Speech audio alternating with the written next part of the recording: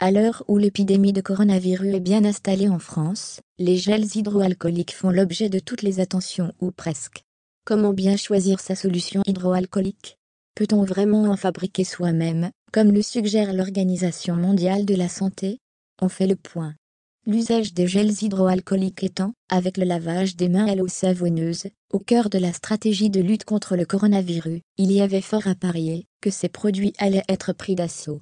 En conséquence, certains vendeurs n'ont pas hésité à gonfler les prix, obligeant le gouvernement à intervenir. Le ministre de l'économie Bruno Le Maire a ainsi indiqué dès mardi 3 mars que la Direction générale de la répression des fraudes DGCCRF allait enquêter sur des cas isolés de prix inacceptables de ces produits. Jeudi 5 mars, la secrétaire d'État auprès du ministre de l'économie Agnès Pannier-Runacher a déclaré sur France Info qu'un prix plafond serait fixé pour chaque type de gel en vente. C'est désormais chose faite. Vendredi 6 mars, un décret encadrant les prix de vente des gels hydroalcooliques a été publié au journal officiel. L'État plafonne à 2 € les flacons de 50 ml, 3 € les 100 ml, 5 € les 300 ml et 15 € le litre.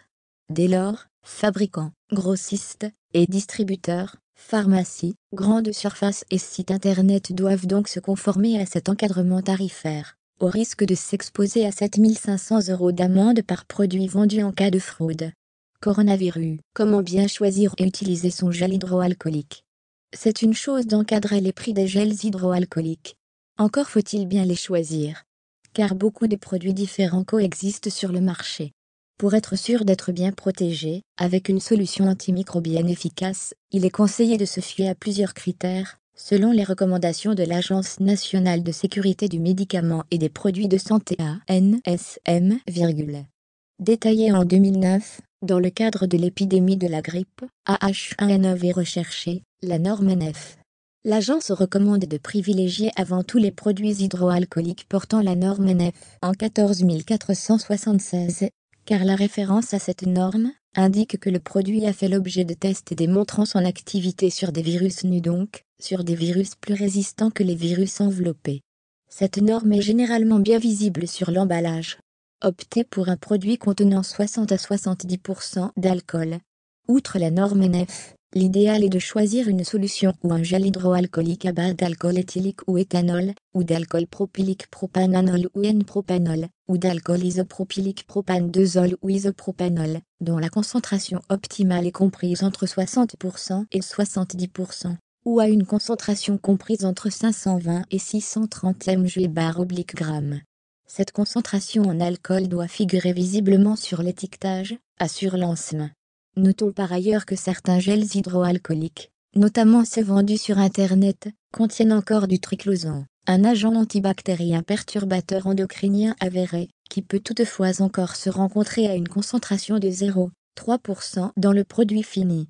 Une friction soigneuse de 30 secondes.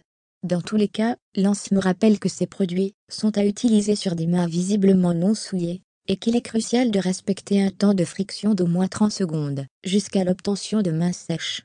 Des recommandations qui vont de pair avec celles de l'OMS, qui précise qu'aucune partie des mains ne doit être oubliée. On veillera ainsi à bien se frictionner le dos des mains, la paume, les pouces, les espaces interdigitaux, et le dos des doigts, comme le montre la vidéo ci-dessous. Gel hydroalcoolique anti-Covid-19. Peut-on vraiment en fabriquer soi-même? C'est l'Organisation mondiale de la santé OMS elle-même qui a dévoilé en ligne les ingrédients et la marche à suivre, afin de fabriquer sa propre solution hydroalcoolique. Dans son guide de production locale des solutions hydroalcooliques, l'OMS indique qu'il faut ainsi 3 ingrédients principaux: de l'éthanol, autrement dit de l'alcool, du peroxyde d'hydrogène et du glycérol, et éventuellement de l'eau distillée, ou de l'eau bouillante refroidie pour l'élaboration de petites quantités. Tous ces ingrédients sont relativement faciles à trouver dans le commerce. Cela étant, la préparation d'une telle solution requiert quelques précautions et savoir-faire, notamment en termes d'hygiène et de stérilité, et du matériel assez spécifique bécher gradué, alcomètre. Il est notamment conseillé de placer les flacons remplis de la solution obtenue en quarantaine pendant 72 heures, délai permettant la destruction des spores bactériennes potentiellement présentes dans l'alcool ou dans les flacons neufs ou réutilisés. L'OMS destine d'ailleurs ce document aux professionnels de la pharmacie et non au grand public.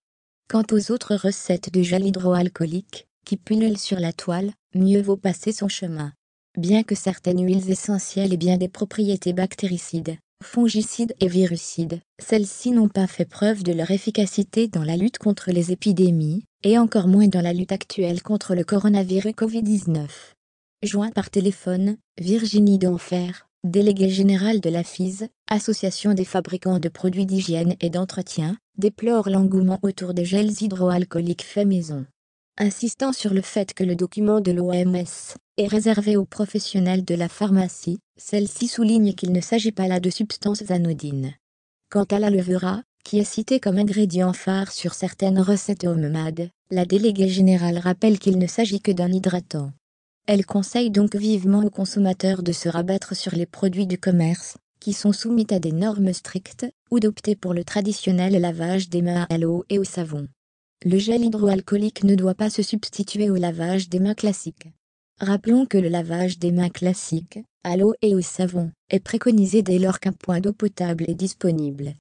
Car un lavage soigneux des mains à l'eau savonneuse permet d'éliminer l'immense majorité des micro-organismes, en accentuant les propriétés glissantes de notre propre peau, là où le gel hydroalcoolique tue les pathogènes, mais les laisse sur la peau. Ajoutons que l'usage de solutions hydroalcooliques à outrance pourrait favoriser l'émergence et la prolifération de souches bactériennes résistantes, ce qui n'est pas le cas de l'eau savonneuse. En absence de point d'eau disponible, l'utilisation d'une solution hydroalcoolique est toutefois recommandée, notamment dans les environnements collectifs transports en commun, lieux publics.